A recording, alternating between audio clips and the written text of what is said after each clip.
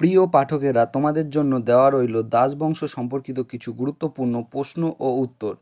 দিল্লির সুলতানি সাম্রাজ্যের দাসবংশের ইতিহাস সম্পর্কিত কিছু গুরুত্বপূর্ণ প্রশ্ন উত্তর দেওয়া রইল। দাসবংশের ইতিহাসের এই প্রশ্ন ও উত্তরগুলো যে কোনো প্রতিযোগিতামূলক পরীক্ষার জন্য অত্যন্ত গুরুত্বপূর্ণ। তাই এরকম নতুন নতুন প্রশ্ন উত্তরের ভিডিওগুলো পাওয়ার জন্য আমাদের চ্যানেলটি লাইক, কমেন্ট, শেয়ার এবং সাবস্ক্রাইব করতে ভুলো না। সাবস্ক্রাইব করে বেল আইকনটি প্রেস করে নিও, তাহলে নতুন নতুন ভিডিও নোটিফিকেশনগুলো তোমরা খুব সহজেই পেয়ে যাবে। এবং নতুন যারা আমাদের চ্যানেলে প্রশ্ন উত্তরের ভিডিওগুলো দেখছো তারা অবশ্যই লাইক, কমেন্ট, শেয়ার এবং সাবস্ক্রাইব করে দিও। তাই অযথা সময় নষ্ট না করে চলে আসি আজকের প্রথম প্রশ্নে। আজকের প্রথম প্রশ্ন, 1 নম্বর প্রশ্ন, দিল্লির সিংহাসনে আরোহণকারী প্রথম মুসলমান নারী কে? এখানে সঠিক উত্তরটি হয়ে যাবে অপশান সি, সুলতানা রাজিয়া। দিল্লির সিংহাসনে আরোহণকারী প্রথম মুসলমান নারী সুলতানা রাজিয়া। নেক্সট কোশ্চেন, 2 নম্বর প্রশ্ন, সেতারের জনক কাকে বলা হয়? এখানে সঠিক উত্তরটি হয়ে যাবে অপশান এ, আমির খসরু। সেতারের জনক বলা হয় আমির খসরুকে। নেক্সট কোশ্চেন, 3 নম্বর প্রশ্ন, কোন ওয়ার্ল্ড হেরিটেজ সাইটে ইলতুৎমিশের সমাধি রয়েছে? এখানে সঠিক উত্তরটি হয়ে যাবে 4টে অপশানের মধ্যে option B, Qutub Minar. Qutub Minar world heritage সাইটে ইলতুৎমিশের সমাধি রয়েছে। নেক্সট কোশ্চেন এবং 4 নম্বর প্রশ্ন, ভারত আরব নয়, একে দার উল ইসলামে রূপান্তরিত করা সম্ভব নয়, উক্তিটি কার? এখানে সঠিক উত্তরটি হয়ে যাবে অপশান এ, ইলতুৎমিশ। ভারত আরব নয়, একে দারুল ইসলামে রূপান্তরিত করা সম্ভব নয়, উক্তিটি ছিল ইলতুৎমিশের। নেক্সট কোশ্চেন এবং 5 নম্বর প্রশ্ন, সুলতানা রাজিয়ার অধীনে আল দুনিয়া কোথাকার শাসক ছিলেন? এখানে সঠিক উত্তরটি হয়ে যাবে অপশান সি, ভাতিন্দা। সুলতানা রাজিয়ার অধীনে আল দুনিয়া ভাতিন্দার শাসক ছিলেন। নেক্সট কোশ্চেন এবং 6 নম্বর প্রশ্ন, মোহাম্মদ বিন তুগলক প্রচলিত রৌপ্য মুদ্রার নাম কি ছিল? এখানে সঠিক উত্তরটি হয়ে যাবে অপশান সি, আদল। মোহাম্মদ বিন তুগলক প্রচলিত রৌপ্য মুদ্রার নাম ছিল আদল। পরবর্তী প্রশ্ন এবং 7 নম্বর প্রশ্ন, আইবক শব্দটির অর্থ কি? এখানে 4টে অপশানের মধ্যে সঠিক উত্তরটি হয়ে যাবে অপশান সি, দাস। আইবক শব্দটির অর্থ হলো দাস। নেক্সট কোশ্চেন এবং 8 নম্বর প্রশ্ন, রৌপ্য মুদ্রা টঙ্কা এর কে প্রবর্তন করেছিলেন? এখানে সঠিক উত্তরটি হয়ে যাবে অপশান বি, ইলতুৎমিশ। রৌপ্য মুদ্রা টঙ্কা প্রবর্তন করেছিলেন ইলতুৎমিশ। পরবর্তী প্রশ্ন এবং 9 নম্বর প্রশ্ন, কুব্বাত উল ইসলাম মসজিদটি কে নির্মাণ করেন? এখানে সঠিক উত্তরটি হয়ে যাবে 4টে অপশানের মধ্যে অপশান এ, কুতুবুদ্দিন আইবক। কুব্বাত উল ইসলাম মসজিদটি নির্মাণ করেন কুতুবুদ্দিন আইবক। নেক্সট কোশ্চেন এবং 10 নম্বর প্রশ্ন, কে প্রথম উর্দুকে কবিতার ভাষা হিসেবে ব্যবহার করেন? এখানে 4টে অপশানের মধ্যে সঠিক উত্তরটি হয়ে যাবে অপশান এ। এই সঠিক বন্ধুরা, এখানে সঠিক উত্তরটি হয়ে যাবে অপশান সি, আমির খসরু। অপশান সি হয়ে যাবে সঠিক উত্তর। আমির খসরু প্রথম উর্দুকে কবিতার ভাষা হিসাবে ব্যবহার করেন। নেক্সট কোশ্চেন এবং 11 নম্বর প্রশ্ন, কার স্মৃতিতে কুতুব মিনার নির্মিত হয়েছিল? এখানে 4টে অপশানের মধ্যে সঠিক উত্তরটি হয়ে যাবে অপশান সি, কুতুবুদ্দিন বখতিয়ার কাকির স্মৃতির উদ্দেশ্যে কুতুব মিনার নির্মিত হয়েছিল। নেক্সট কোশ্চেন এবং 12 নম্বর প্রশ্ন, ইলতুৎমিশের মৃত্যুর পর কে দিল্লির সিংহাসনে বসেন? এখানে 4টে অপশানের মধ্যে সঠিক উত্তরটি হয়ে যাবে অপশান বি, রুকনুদ্দিন ফিরোজ। ইলতুৎমিশের মৃত্যুর পর দিল্লির সিংহাসনে বসেন রুকনুদ্দিন ফিরোজ। নেক্সট কোশ্চেন এবং 13 নম্বর প্রশ্ন, দাস বংশের প্রতিষ্ঠাতা ছিলেন কে? এখানে 4টে অপশানের মধ্যে সঠিক উত্তরটি হয়ে যাবে অপশান ডি, কুতুবুদ্দিন আইবক। দাস বংশের প্রতিষ্ঠাতা ছিলেন কুতুবুদ্দিন আইবক। নেক্সট কোশ্চেন, নিম্নলিখিত শাসকদের মধ্যে কে প্রথম জীবনে কৃতদাস ছিলেন? এখানে 4টে অপশানের মধ্যে সঠিক উত্তরটি হয়ে যাবে অপশান সি, গিয়াসউদ্দিন বলবান। নিম্নলিখিত শাসকদের মধ্যে প্রথমে জীবনে কৃতদাস ছিলেন গিয়াসউদ্দিন বলবান। নেক্সট কোশ্চেন এবং 15 নম্বর প্রশ্ন, দৈব শক্তি সম্ভূত রাজশক্তি এর তত্ত্ব ঘোষণা করেন কোন সুলতান? এখানে 4টে অপশানের মধ্যে সঠিক উত্তরটি হয়ে যাবে অপশান সি, গিয়াসউদ্দিন বলবান। দৈব শক্তি সম্ভূত রাজশক্তি এই তত্ত্ব ঘোষণা করেন সুলতান গিয়াসউদ্দিন বলবান। নেক্সট কোশ্চেন এবং 16 নম্বর প্রশ্ন, দিল্লির সুলতানির প্রতিষ্ঠাতা ছিলেন? এখানে সঠিক উত্তরটি হয়ে যাবে অপশান ডি, কুতুবুদ্দিন আইবক। দিল্লির সুলতানির প্রতিষ্ঠাতা ছিলেন কুতুবুদ্দিন আইবক। নেক্সট কোশ্চেন এবং 17 নম্বর প্রশ্ন, সুলতানি যুগের প্রথম প্রকৃত রাজা ছিলেন, এখানে সঠিক উত্তরটি হয়ে যাবে অপশান বি ইলতুৎমিশ। সুলতানি যুগের প্রথম প্রকৃত রাজা ছিলেন ইলতুৎমিশ। নেক্সট কোশ্চেন এবং 18 নম্বর প্রশ্ন, ইকতা প্রথা কে প্রবর্তন করেন? এখানে সঠিক উত্তরটি হয়ে যাবে অপশান সি ইলতুৎমিশ। ইকতা প্রথা প্রবর্তন করেন ইলতুৎমিশ। নেক্সট কোশ্চেন এবং 19 নম্বর প্রশ্ন, কাকে ভারতের মুসলিম সাম্রাজ্যের প্রকৃত প্রতিষ্ঠাতা বলা যায়? এখানে চারটে অপশানের মধ্যে সঠিক উত্তরটি হয়ে যাবে অপশান বি মোহাম্মদ ঘুরি। মোহাম্মদ ঘুরিকে ভারতের মুসলিম সাম্রাজ্যের প্রকৃত প্রতিষ্ঠাতা বলা যায়। নেক্সট কোশ্চেন এবং 20 নম্বর প্রশ্ন, কুতুবউদ্দিন আইবক কবে নিজেকে স্বাধীন নরপতি বলে ঘোষণা করেন? এখানে চারটে অপশানের মধ্যে সঠিক উত্তরটি হয়ে যাবে অপশান এ 1206 খ্রিস্টাব্দে। কুতুবউদ্দিন আইবক নিজেকে স্বাধীন নরপতি বলে ঘোষণা করেন 1206 খ্রিস্টাব্দে। নেক্সট কোশ্চেন এবং 21 নম্বর প্রশ্ন, কুতুবউদ্দিন আইবক কবে সুলতান উপাধি ধারণ করেন? এখানে চারটে অপশানের মধ্যে সঠিক উত্তরটি হয়ে যাবে অপশান ডি 1208 খ্রিস্টাব্দে। কুতুবউদ্দিন আইবক 1208 খ্রিস্টাব্দে সুলতান উপাধি ধারণ করেন। বন্ধুরা, যারা যারা আমাদের চ্যানেলটি এখনও লাইক কমেন্ট শেয়ার এবং সাবস্ক্রাইব করেনি তারা অবশ্যই লাইক কমেন্ট শেয়ার এবং সাবস্ক্রাইব করে বেল আইকনটি প্রেস করে নিও, এবং ভিডিওটা যদি একটু লম্বা হয়ে যায় তোমরা কিন্তু অ্যাডজাস্ট করে নিও। নেক্সট কোশ্চেন এবং 22 নম্বর প্রশ্ন, কুতুবউদ্দিন আইবক কার কৃতদাস ছিলেন? এখানে সঠিক উত্তরটি হয়ে যাবে অপশান ডি মোহাম্মদ ঘুরির। কুতুবউদ্দিন আইবক মোহাম্মদ ঘুরির কৃতদাস ছিলেন। নেক্সট কোশ্চেন এবং 23 নম্বর প্রশ্ন, কোন সুলতান পোলো খেলতে গিয়ে মারা যান? এখানে চারটে অপশানের মধ্যে সঠিক উত্তরটি হয়ে যাবে অপশান এ কুতুবউদ্দিন আইবক। এখানে সঠিক উত্তরটি হয়ে যাবে অপশান এ কুতুবউদ্দিন আইবক।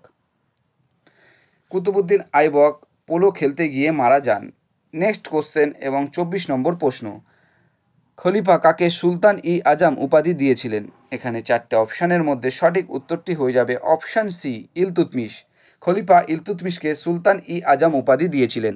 নেক্সট কোশ্চেন এবং 25 নম্বর প্রশ্ন, দিল্লির সুলতানির প্রকৃত প্রতিষ্ঠাতা কে? এখানে চারটে অপশানের মধ্যে সঠিক উত্তরটি হয়ে যাবে অপশান সি ইলতুৎমিশ। দিল্লির সুলতানির প্রকৃত প্রতিষ্ঠাতা ইলতুৎমিশ। নেক্সট কোশ্চেন এবং 26 নম্বর প্রশ্ন, দাস বংশের প্রকৃত প্রতিষ্ঠাতা হলেন? এখানে চারটে অপশানের মধ্যে সঠিক উত্তরটি হয়ে যাবে অপশান বি ইলতুৎমিশ। দাস বংশের প্রকৃত প্রতিষ্ঠাতা হলেন ইলতুৎমিশ।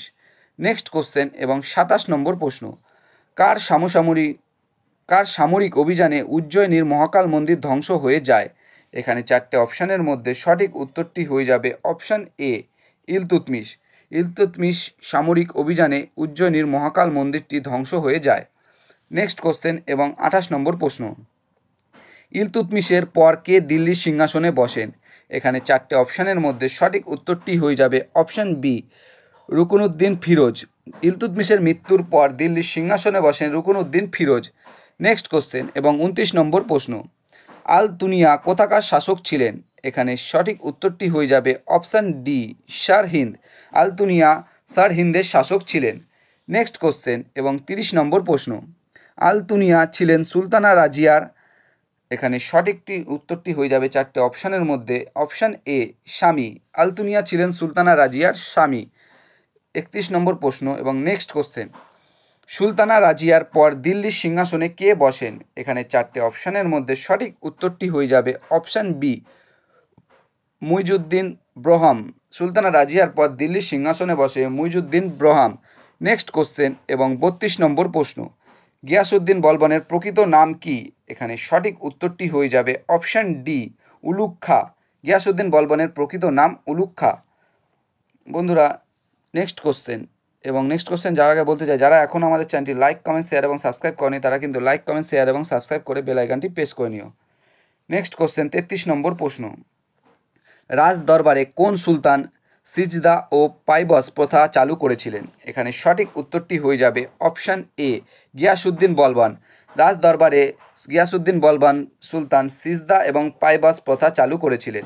নেক্সট কোশ্চেন এবং 34 নম্বর প্রশ্ন, গিয়াসউদ্দিন বলবনের পর কে দিল্লির সিংহাসন আরোহণ করেন? এখানে সঠিক উত্তরটি হয়ে যাবে অপশান এ কায়কোবাদ। গিয়াসউদ্দিন বলবনের পর দিল্লির সিংহাসন আরোহণ করেন কায়কোবাদ। নেক্সট কোশ্চেন এবং 35 নম্বর প্রশ্ন, কুতুব মিনারের নির্মাণ কার্য কে শেষ করেন? এখানে সঠিক উত্তরটি হয়ে যাবে অপশান সি ইলতুৎমিশ। কুতুব মিনারের নির্মাণ কার্য শেষ করেন ইলতুৎমিশ। নেক্সট কোশ্চেন এবং 36 নম্বর প্রশ্ন, দিল্লিতে কুতুব মিনার নির্মাণের কাজ কে শুরু করেন? এখানে সঠিক উত্তরটি হয়ে যাবে অপশান এ, কুতুবউদ্দিন আইবক।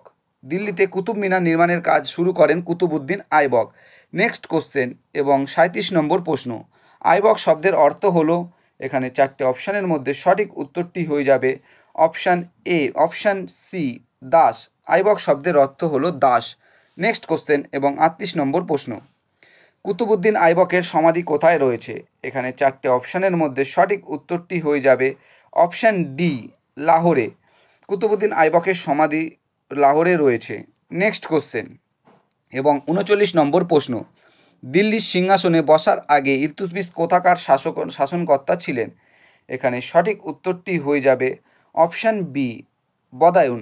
দিল্লির সিংহাসনে বসার আগে ইলতুৎমিশ বদায়ুনের শাসনকর্তা ছিলেন। নেক্সট কোশ্চেন এবং 40 নম্বর প্রশ্ন।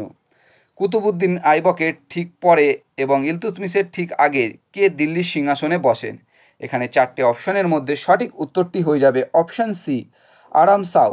কুতুবউদ্দিন আইবকের ঠিক পরে এবং ইলতুৎমিশের ঠিক আগে দিল্লির সিংহাসনে বসেন আরাম সাউ। নেক্সট কোশ্চেন এবং 41 নম্বর প্রশ্ন।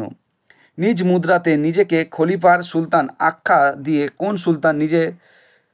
কোন সুলতান খলিফাদের প্রতি নিজ আনুগত্য প্রচার করেছিলেন? এখানে সঠিক উত্তরটি হয়ে যাবে ইলতুৎমিশ, অপশান সি।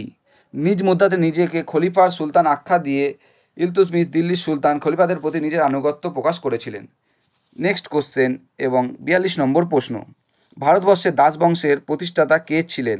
এখানে সঠিক উত্তরটি হয়ে যাবে চারটে অপশানের মধ্যে অপশান সি, কুতুবউদ্দিন আইবক। ভারতবর্ষের দাস বংশের প্রতিষ্ঠাতা ছিলেন কুতুবউদ্দিন আইবক।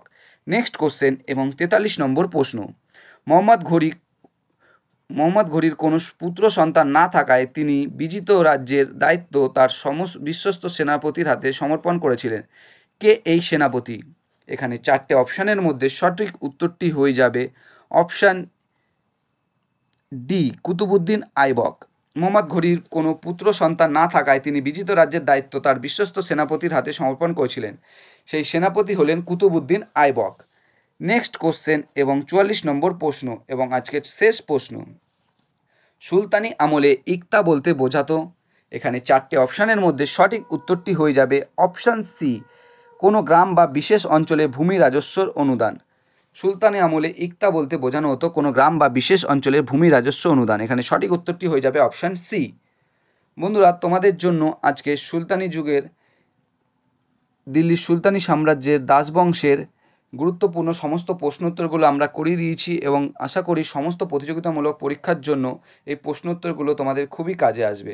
তাই তোমরা আমাদের চ্যানেলটি লাইক, কমেন্ট, শেয়ার এবং সাবস্ক্রাইব করে দিও। সাবস্ক্রাইব করে বেল আইকনটি প্রেস করে নিও এবং নতুন যারা আমাদের চ্যানেল প্রশ্নোত্তরের ভিডিওগুলো দেখছো তারা অবশ্যই লাইক, কমেন্ট, শেয়ার এবং সাবস্ক্রাইব করে বেল আইকনটি প্রেস করে নিও এবং তোমরা তোমাদের বন্ধুদের প্রচুর পরিমাণে ভিডিওগুলো শেয়ার করো যাতে তারাও আপকামিং পরীক্ষায় প্রশ্নোত্তরগুলো পেয়ে উপকৃত হতে পারে। আমাদের ডেসক্রিপশন বক্সে ফেসবুক গ্রুপ, টেলিগ্রাম গ্রুপ এবং হোয়াটসঅ্যাপ গ্রুপের লিঙ্ক দেওয়া আছে, সেখানে গিয়ে সবাই অবশ্যই জয়েন করে নিও। এবং এই দিল্লির সুলতানি সাম্রাজ্যের সমস্ত প্রশ্নগুলোই আমরা কিন্তু আজকে কভার করে নিয়েছি। আমরা আপকামিং পরীক্ষায় এই প্রশ্নোত্তরগুলো কিন্তু খুবই গুরুত্বপূর্ণ এবং তোমরা আপকামিং পরীক্ষায় প্রশ্নগুলো আসার সম্ভাবনা খুব বেশি রয়েছে। তাই মনোযোগ সহকারে এই প্রশ্ন উত্তরগুলো কিন্তু তোমরা দেখে নিও।